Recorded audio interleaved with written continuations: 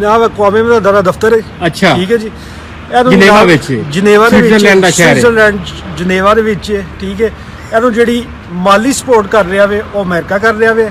ਇਸ ਵਾਸਤੇ ਜਿੰਨੇ ਵੀ ਇੱਥੇ ਬੈਠੇ ਨੇ ਜਿੰਨੇ ਮੁਲਕ ਵੀ ਨੇ ਇਹਨਾਂ ਨੇ ਹਰ ਉਹ ਕੰਮ ਕਰਨਾ। ਜ਼ਾਰੀ ਗੱਲ ਹੈ ਜਿੱਥੋਂ ਇਹਨਾਂ ਨੂੰ ਮਾਲ ਲੱਭਦਾ ਵੇ ਤੇ ਮਾਲ ਕਿਹਦੇ ਕੋਲੋਂ ਲੱਭਦਾ ਹੈ? ਅਮਰੀਕਾ ਕੋਲੋਂ। ਠੀਕ ਹੈ। ਤੇ ਇਹ ਜਿਹੜੇ ਪੋਸਟਰ ਇਹਨਾਂ ਲਾਏ ਨੇ ਜਨਾਬ ਸਾਰੇ ਇਨਸਾਨ ਬਰਾਬਰ ਨੇ, ਸਾਰਿਆਂ ਦੇ ਰਾਈਟਸ ਜਨਾਬ ਉਹ ਉਰਦੂ ਦੇ ਵਿੱਚ ਉਹਨਾਂ ਲਿਖਿਆ ਜਨਾਬ। ਇਹਨਾਂ ਨੂੰ ਨਜ਼ਰ ਅੱਗੇ ਆਓ ਨਾ, ਇਹਨਾਂ ਨੂੰ ਇਹ ਨਜ਼ਰ ਨਹੀਂ ਆ ਰਿਹਾ ਕਿ ਅੱਜ ਤੋਂ 3 ਦਿਨ ਪਹਿਲੇ ਜਿਹੜੇ ਇਹਨਾਂ ਨੇ ਫਲਸਤੀਨ ਦੇ ਵਿੱਚ ਜਨਾਬ ਇਹਨਾਂ ਨੇ 15 ਬੰਦੇ ਮਾਰ ਦਿੱਤੇ ਨੇ। ਠੀਕ ਹੈ। ਉਹ 15 ਬੰਦੇ ਇਹਨਾਂ ਨੂੰ ਨਜ਼ਰ ਨਹੀਂ ਆ ਰਹੇ ਕਾਹਦੇ ਰਾਈਟਸ, ਹਿਊਮਨ ਰਾਈਟਸ ਤੇ ਕਾਹਦੇ ਜਨਾਬ ਰਾਈਟਸ ਦੀ ਗੱਲ ਕਰ ਰਹੇ ਨੇ। ਅੱਛਾ ਕੀ ਵਜ੍ਹਾ ਹੈਗੀ ਹੈ?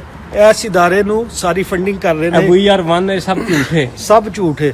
ਇਸ ਇਦਾਰੇ ਨੂੰ ਫੰਡਿੰਗ ਹੋ ਰਹੀ ਹੈ ਯਹੂਦੀਆਂ ਦੇ ਕੋਲੋਂ, ਇਸ ਇਦਾਰੇ ਨੂੰ ਫੰਡਿੰਗ ਹੋ ਰਹੀ ਹੈ ਅਮਰੀਕਨ ਦੇ ਕੋਲੋਂ। ਇਹ ਜਿਹੜਾ ਉਰਦੂ ਵਿੱਚ ਲਿਖਿਆ ਨਾ ਬਰਾਬਰੀ ਤੇ ਸਾਰੇ ਇਕਵਾਲੀਦਾਤ ਸਪੈਨਿਸ਼ ਵਿੱਚ ਹਾਂ ਚੱਲਦੇ ਜੀ, ਨੇ। ਬਰਾਬਰੀ ਤੇ ਫਿਰ ਟੋਪੀ ਟਰਾਮੇ ਕਰਦੇ ਨੇ, ਫੋਟੋਆਂ ਤੇ ਬੁਲਾਉਣੀਆਂ ਨੇ ਨਾ ਇਹਨਾਂ ਨੇ ਤੇ ਫਿਰ ਜਨਾਬ ਫੋਟੋ ਸੈਸ਼ਨ ਤੇ ਇਹਨਾਂ ਨੇ ਕਰਦੇ ਨੇ ਇਸ ਕਿਸਮ ਦੇ ਕਰਕੇ। ਤਦੇ ਤੇ ਇਹਨਾਂ ਨੇ ਪੂਰੀ ਦੁਨੀਆ ਦੇ ਕੋਲੋਂ ਮਾਲ ਲਾਣਾ ਵੇ, ਸਾਰੇ ਮੁਲਕ ਇਹਨਾਂ ਨੂੰ ਪੈਸੇ ਦਿੰਦੇ ਨੇ। ਠੀਕ ਹੈ ਜੀ। ਔਰ ਵੱਡਾ ਜਿਹੜਾ ਇਹਨਾਂ ਨੂੰ ਪੈਸੇ ਦੇਣ ਵਾਲਾ ਜਿਹੜਾ ਇਹਨਾਂ ਦਾ ਮੁਲਕ ਹੈ ਉਹ ਜਨਾਬ ਅਮਰੀਕਾ ਹੈ।